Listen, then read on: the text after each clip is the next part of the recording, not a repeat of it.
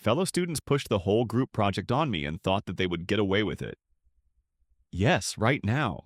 Classmates I worked with on a group project at university tried to dump all the work on me, hoping to get a good grade for free, and they paid for it. I'm studying at the university in the computer science department. We had a group project consisting of two parts. Part A involved creating an application and writing a report about it. Part B required incorporating feedback from Part A and improving the project. Importantly, throughout the project, we had to fill out a contribution report where each student indicated how much they believed each group member contributed. I, like everyone else, was randomly assigned to a group with 4 other students, and each of us chose a part of the work. Apparently, I was the most confident programmer in the group, so I took on about half of the coding. I finished my part in about 3 weeks and moved on to other tasks. Soon after I completed my work, the others asked me to do their parts of the code as well. At first I objected because I had deadlines for other subjects, but in the end I agreed, on the condition that it would be reflected in the report for the instructor. Everyone agreed. I slaved away for the next 3 weeks, simultaneously handling other subjects. I wrote to the coordinator that I'd done half the work myself. He gave me advice. If the others aren't pulling their weight, leave the group, take your code with you, and write the application report yourself. That would have meant starting the report from scratch in a rush, and I'd probably have failed everything. I didn't want that. With about a week left until the deadline, I was honestly too lazy. But then the group asked me to help with the report too because they didn't understand how the code worked. By that point, I felt thoroughly used, but I wasn't too worried. My main goal was to get a good grade. In the end, I realized I had done the entire project for everyone. Then the others came up with the idea to write in the report for the instructor that each of us contributed 20% to make the team look better. I categorically refused. They got furious, started calling me names, swearing, and told me, "Go to hell."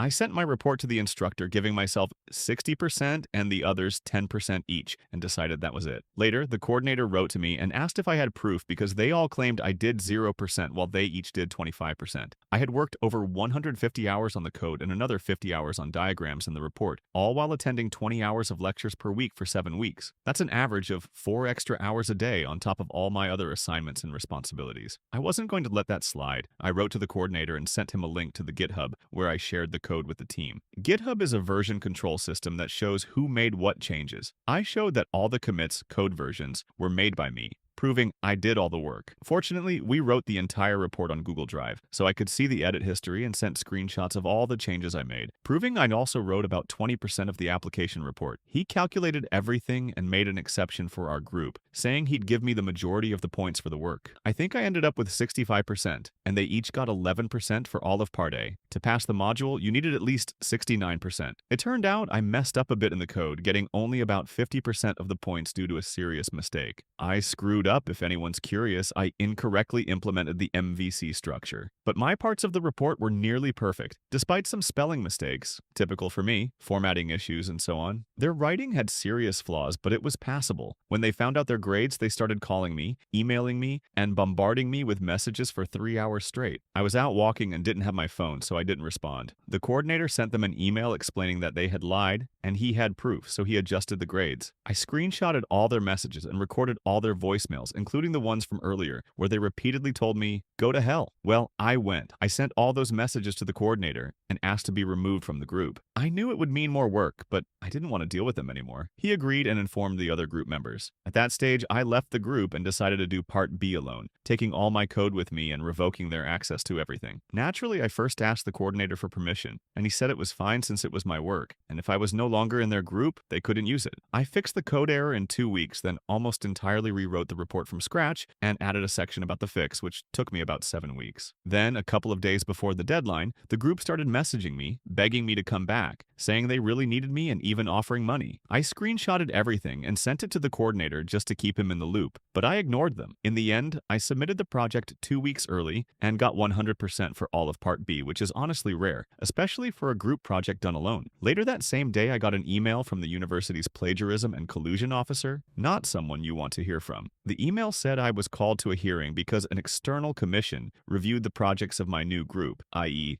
just me, and my old group, and decided they were too similar. They sent me both versions of the projects, mine and theirs, as evidence so I could prepare a response. I wrote to the coordinator and asked if he'd support me because, in such cases, they either punish one person or the entire group, never no one. He said yes, he'd support me. Great. I started preparing for the hearing, reviewing hundreds of my commits from when they still had access to find the one that matched their version most closely. I found a perfect match.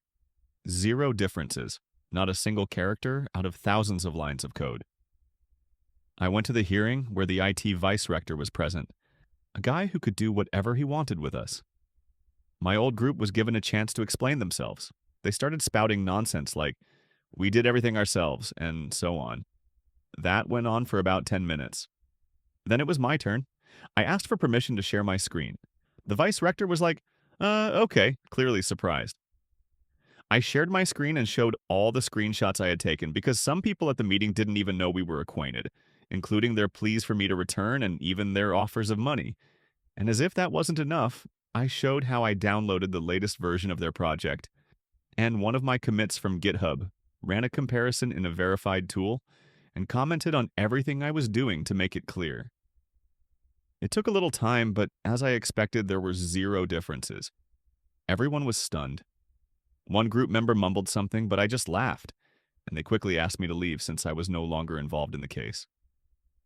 It turned out they had simply cloned one of my commits and saved it on their laptops before I cut off their access. They couldn't fix anything and just submitted it as is, hoping for the best. A friend of mine who's friends with someone from my old group asked what grade they got, and he said they failed the entire project, getting 0 for the second part, which gave them only 5.5% for the module overall when you need at least 40% to pass. They'll have to retake it in the summer, which caused them all to lose their internship jobs. Who'd want to hire someone who failed a project so spectacularly and showed intellectual dishonesty? That meant each of them lost about $20,000 in internship salary for the year, which is pretty decent money for a student. Meanwhile, I'm calmly earning mine. Well, before we move on to the next story, I suggest writing your opinion on this in the comments. Do you agree that this was the right thing to do, or should I have avoided rocking the boat in the group and compromised at least for money? Maybe I'd personally want to do the same as the author did. And now, the next story. The school principal wanted 100% student participation in an absurd project for the sake of his career. I was the only one who dared to tell him to shove it. This happened in 2013 when I was in my senior year of high school, having just transferred to a new school. Earlier that year, my parents got divorced, and I consciously decided to leave my old high school, move away from my mom, and live with my dad. I won't go into details, but it was my choice to leave my mom, my old high school, and my hometown in the Bay Area to move into a small apartment with my dad. Normally, changing schools isn't a big deal, but for me it was pretty spontaneous. I couldn't enroll in the advanced classes I usually took because they required summer projects, which I physically couldn't complete in a week. Just a week after the school year started, they announced this ridiculous senior project. In short, there was some acronym like IMPACT, where each letter stood for a school value. We were asked to write about how these values influenced us during our time at the school. They warned us that if we didn't do the project, we couldn't participate in the graduation ceremony. I heard this and thought it was complete nonsense, especially since I had just transferred and their stupid acronym meant nothing to me. I told this to the teacher who presented the project, and she responded, "Figure it out, or you're not walking at graduation." Okay, fine. I discussed it with my dad and asked if he cared whether I participated in the graduation ceremony. He didn't give a damn, so I decided I wasn't doing the project. End of story, right? Nope. A couple of months after the project started, they held a check-in with all the seniors we lined up in our classroom and took turns telling some lady from the principal's office how close we were to finishing. When my turn came, I said I wasn't doing the project. She was shocked. "You're not doing it? You have to. It's not negotiable." "No, I don't have to." "But you can't walk at graduation." "Fine." We just stared at each other for a bit. Then she wrote down my name and waved me off. I realized this wouldn't be the last conversation about it. A few weeks later, my suspicions were confirmed. I was pulled out of class again and taken to the vice principal's office. She dramatically pulled out some papers and said the meeting was about a possible misunderstanding regarding the senior project, claiming I didn't understand the assignment and that's why I was boycotting it. I immediately corrected her, explaining that I perfectly understood what they wanted but thought it was stupid and wasn't going to do it. I also added that I was aware of the consequences and was fine with them. Like the first lady, she looked confused and just let me go. There wasn't much to talk about. A few weeks later, I got pulled out of class again for the same reason. Another one-on-one with the vice principal. She started, "So you were here before and said you didn't want to do the senior project." "No," I interrupted. "I said I'm not doing it." "Well," she continued, "we spoke to your mom on the phone this week, and she said she really wants you to participate in the graduation ceremony." me. I paused for a second. I live with my dad. Yes, but your mom said she'd love to attend the ceremony and see you get your diploma. You don't get it,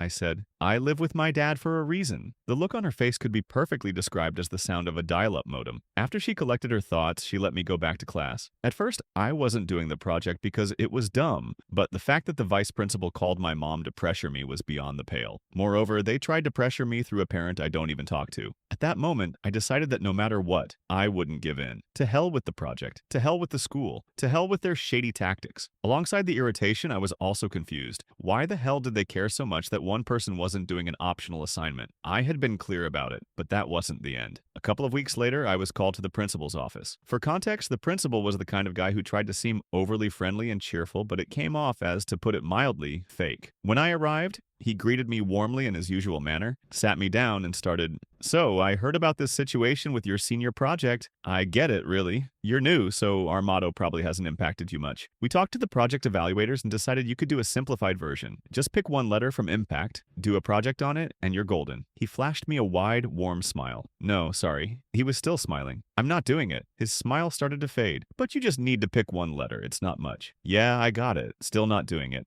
I replied. "But then you can't walk at graduation." "Yep, so what's the problem? You called my mom." His mouth even dropped open slightly like he wanted to say something, but no thoughts came. We sat in silence for about 20 seconds. He tried to come up with a counter-argument, but I sat there stone-faced. I said that if that was all he wanted to discuss, I'd go back to class. He didn't object, and I left. After that meeting, the context finally clicked. It turned out that in California schools, principals are periodically transferred between schools. Our principal was set to move to another school after the semester ended in 2013, and one of his big achievements was supposed to be that 100% of seniors at this school completed a project that didn't even affect final grades. He used the threat of barring students from the graduation ceremony to force everyone to do this idiotic project. Almost everyone, because I stood my ground and refused. As expected, after the deadline, they made a big show about how thrilled they were that 99.6% of students completed the senior project, though they had hoped for 100%. The most ridiculous part of this whole story, after everyone had already submitted this stupid project, I was called to the vice principal's office one last time. She said that despite my refusal, they'd still let me participate in the ceremony and handed me 5 tickets for friends and family. I laughed, left the tickets on her desk, and didn't go to graduation. Edited, I managed to call my dad and asked if the school ever called him back then. He said, "I don't know, maybe." He thinks he had a response ready in case they did. Something like, "I'd tell them you have great grades, you just transferred from another school, you don't know anyone, and you just want to finish school and go to college." But he wasn't sure if they actually called. Maybe they did, but he couldn't say for sure. Comments. Some people think everything that happens in school is terribly important, while others just want to get it over with and move on with their lives. The first group is always completely baffled by the indifference of the second. Author. Personally, I've noticed that those who were obsessed with school culture never really left it. Even in college, some people still have that high school mentality. In good schools in big cities, teachers usually went to decent universities and understand that life isn't just about school and that school isn't the pinnacle of human existence. I genuinely feel sorry for kids in small towns and rural areas. If you're reading this, try to get into a big state university or at least leave your town for a bit. The world is much bigger and your lousy school is probably just holding you back.